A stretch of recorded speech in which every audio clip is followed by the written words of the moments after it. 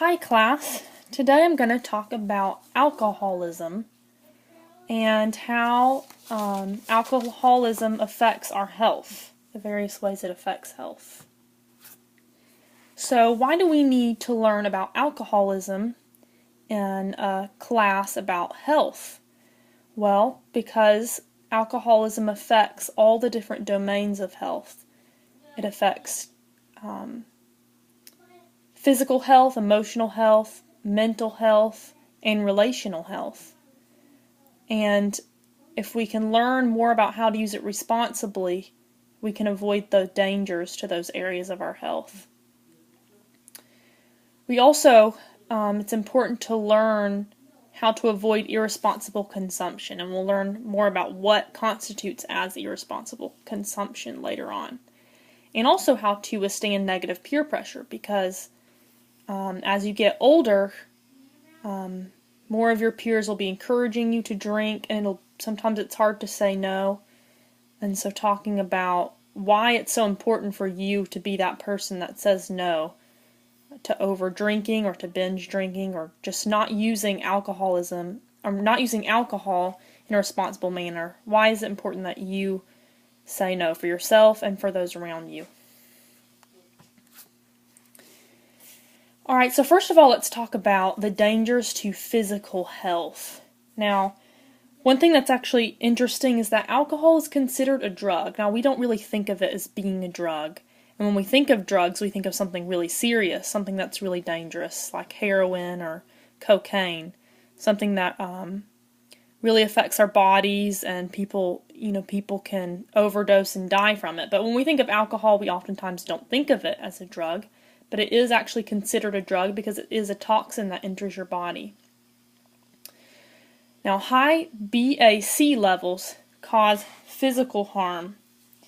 Now, what is BAC? That's your blood alcohol concentration.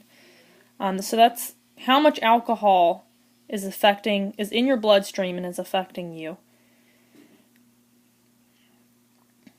And alcohol becomes dangerous to you when the blood alcohol concentration reaches a very high state because it's a toxin. So your body's going to try to excrete it as soon as possible when it gets into your bloodstream. And it affects every cell of your body. So it really has a big effect on you. And whenever your BAC levels reach a high level, so when you've drunk too much alcohol or you've drunk too much in a short period of time, it can have negative physical effects on you. So what are some things that happen when you overdrink? Well, you can start to act in uncharacteristic ways. You can do things that you never would have done. Your judgment is impaired. You have perhaps aggressive behavior. Even if you drink too much, blackouts can occur, and then you lose memory of what occurred the day before.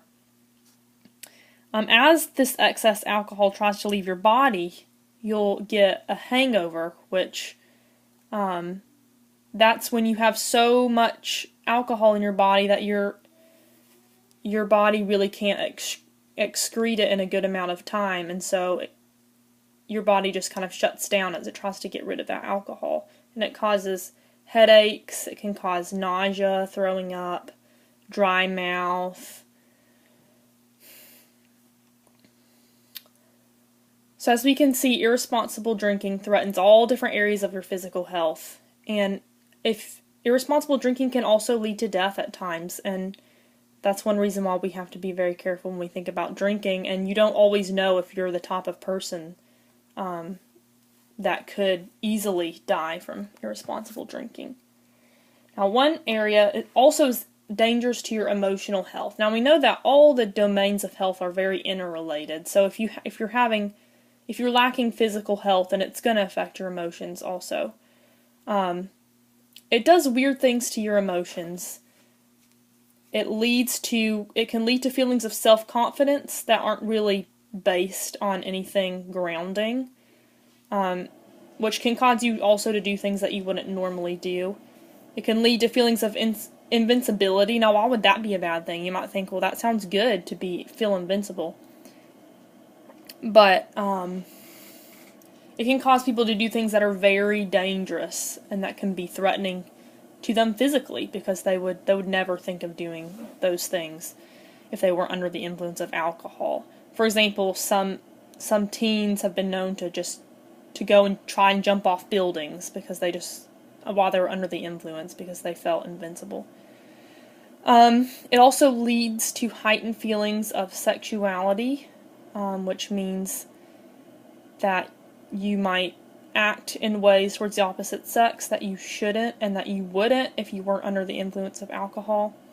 And it also leads just to a general lack of emotional control. You can't really control your emotions. They're up and down. So if you're sad before you drink, that emotion will just be intensified. So your emotions are intensified and you're really not in a stable place at all. It also leads to dangers of mental health, which in turn affects your emotions and can affect your physical health as well. So it leads to lack of judging abilities, which then leads to bad decision making oftentimes.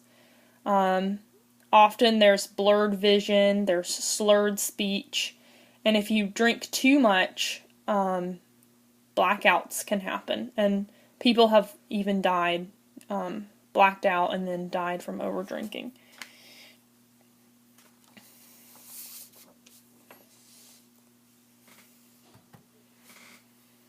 And of course, it also is a danger to our relational health.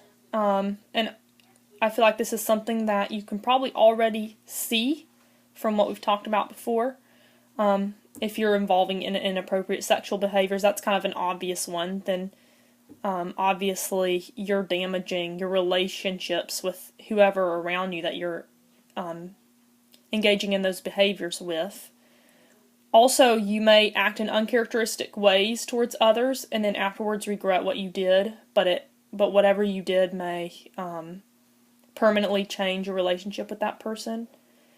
Also, aggressive behavior is more likely to occur. You hear about alcoholics who will get angry and just lash out and maybe beat people close to them, and they would never think of doing that if they weren't under the influence.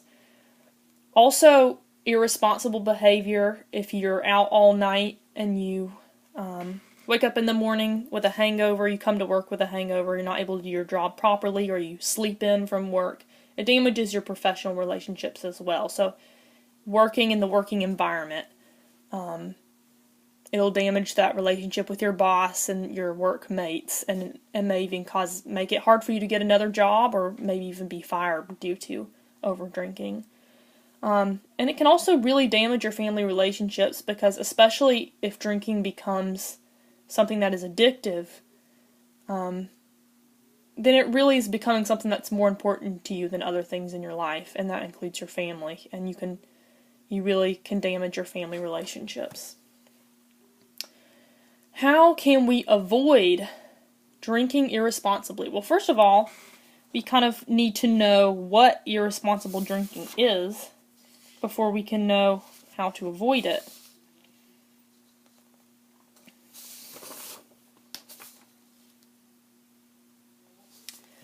So what constitutes binge drinking for men? Well, it's a little bit different than women.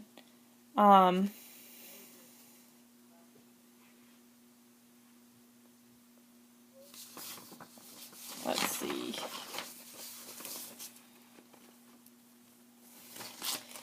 Binge drinking for men is if you have 4 or more drinks in a single night. So you have it all at one time. That's binge drinking. It's when you drink a lot at one period of time. And then binge drinking for women is a little bit lower than that. It's 3 or more drinks for women. And then heavy drinking is how much you're drinking throughout the week. So if you're drinking 2 or more drinks a night throughout the week, that would be heavy drinking for women, and then 3 or more would be heavy drinking for men. So what are safe drinking habits? Well, we have to be careful with this, because Drinking, especially for some people, can be addictive, and you might start out thinking that you have a good drinking habit and then it go the wrong direction. One drink a night is said to be a responsible consumption of alcohol, but one drink a night can lead to more drinks, so we have to be careful when we think about that. Now, one big thing that will help prevent these problems with alcohol is learning how to withstand peer pressure, because people around you will be telling you to drink, that it's cool, that it's what you need to do, and learning how to say no. And the first way is just to have respect for yourself. Realize, don't just do what everybody else wants you to do, but have your own decisions and your own conscience about things, and respect the decisions that you make, and don't be easily swayed by those around you. And also, you need to recognize that not everyone around you is going to be making the right decisions, and you shouldn't just do what everyone around you is doing, but you should be critical and think about making the right decisions for yourself. Also, displaying courage, because it does take courage to stand up to people. They might not like you, or they might not have you in their crowd if you don't do what they do. So it does take courage, and also being a leader, being that person who leads everyone else to do the right thing. So standing up for the right choice, and that includes encouraging your friends and using positive peer pressure on them. So that negative peer pressure that people give you to drink, turn it around and make it a positive peer pressure on your friends to not drink. And then also, one of the biggest things is just take into consideration the consequences of the choices that you make, because they will have consequences on you in your life. And realize that while others around you might be gaining that instant gratification, you're saving yourself from those consequences that can occur. So why is it important that I teach you as 6th graders about drinking? You might wonder, because at this point you're not allowed to legally drink, so why would we be talking about drinking? Well, there's different reasons. One is that research shows that students engaging in underage drinking.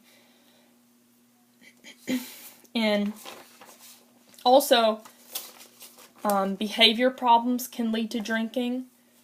So, self-examine yourself and see, do you have, especially problems with your attitude and antisocial personality can lead to drinking, and so it's good to take care of your emotional health, because that's an important prevention method.